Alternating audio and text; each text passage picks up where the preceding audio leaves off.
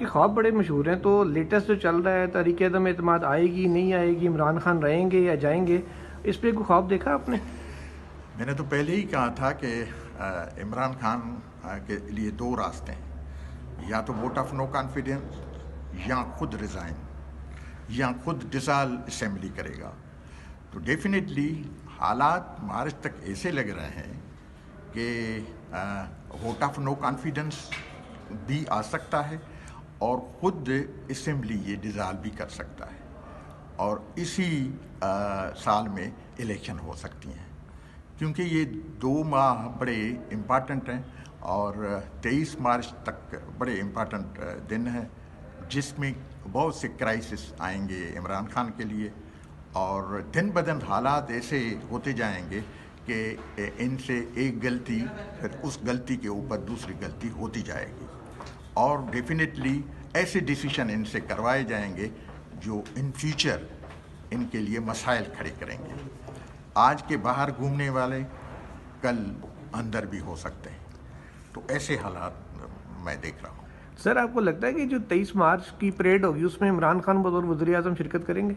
ہو سکتا ہے کہ شرکت کوئی اور کرے، پاسبلٹی ہے، لیکن امکانات بھی ہیں اور نہیں بھی ہیں، لیکن 2 ماہ مارچ تک میں فروری اور مارچ بڑے اہم دیکھ رہا ہوں۔ سر، آپ کو لگتا ہے کہ جو موجودہ پوزیشن ہے اپوزیشن کی ہے یا اتحادیوں اندر بھی ہو سکتے ہیں، تو ایسے حالات میں دیکھ رہا ہوں۔